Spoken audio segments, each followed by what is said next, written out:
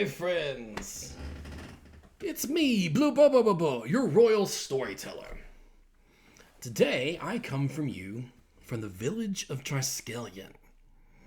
Now, this small village is located, well, to be honest, I don't really know.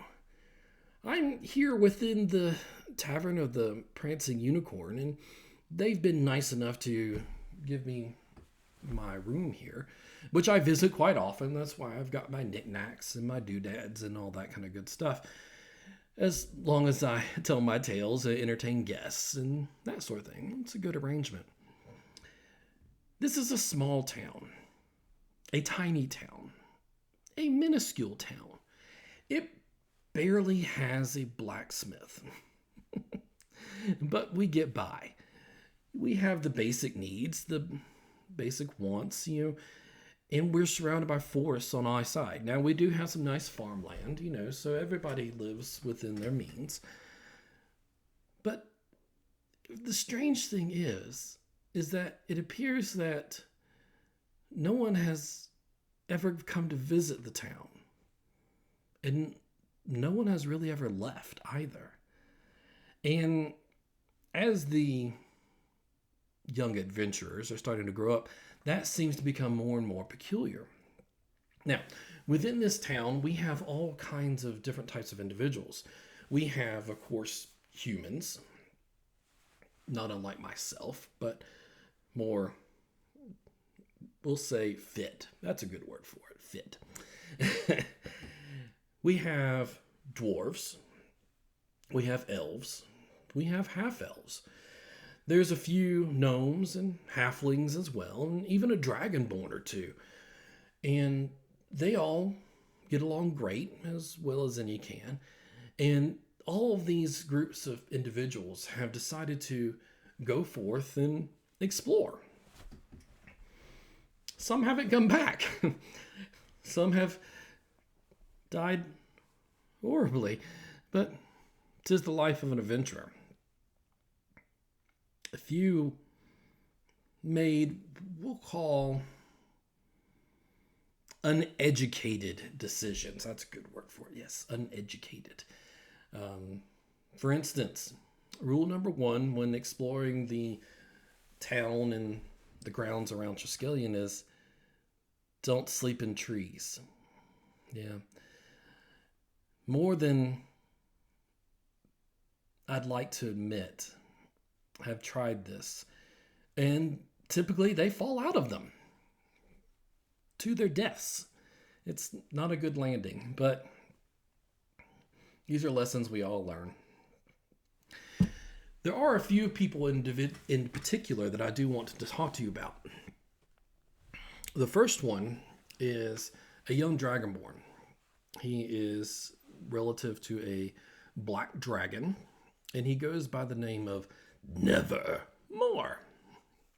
He doesn't talk a whole lot.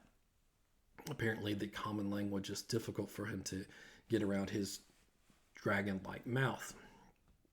He is kind of quiet and solitary, although he seems to have made a couple of friends. And he has decided to take on the monk. Preferably, I think he has decided he wants to become more of a shadow monk. I don't know exactly what that means, but that's the gist of what he's given me so far. A couple of other individuals are Dirge, who is a massive half-orc barbarian. Huge monstrosity. Fortunately, his mannerisms and politeness beguile his looks. It's an interesting combination, and he's decided to be the city watch captain, which is good. Any good town that wants to survive in it needs to have a city watch. There is also Gorn.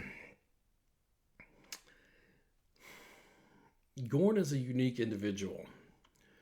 Gorn is a barbarian and very proud of it. He is a human, and he is in pretty good shape, and he knows it too. Yeah, he wanders around in without a shirt, flexing for no reason.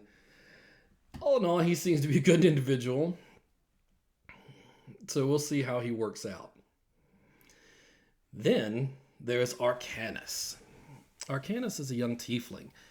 A tiefling is an individual from the infernal plane. If you could imagine a devil, horns, tail, yeah, that's pretty much what he looks like. He doesn't seem to be either good or bad. He hasn't made a lot of friends, although I do get the impression that he could be very loyal to those he does include as his friends. Then there's Tien.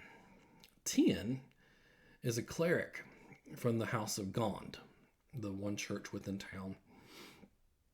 Very loyal, very headstrong. And he seems to have built a relationship with a small gnome female named Rywin, who is a druid in town. So she's usually surrounded by little forest animals and that sort of thing. Although it is really fun to watch this 3-foot tall person go from this tiny little person into this massive grizzly bear. It's a sight to be seen. So these adventurers are going to go forth, they've told me, and to try to explore the world, to try and figure out why there are no visitors, why no one's left, this sort of thing. So hopefully in the days to come, they'll survive. That's rule number 1, survive. Maybe blaze a few trails, make a few paths, and come back with some tales to tell. So as I hear tales from these individuals, I will bring them to you. In the meantime, thank you once again for joining me, and I will be bringing you new tales and myths and legends soon.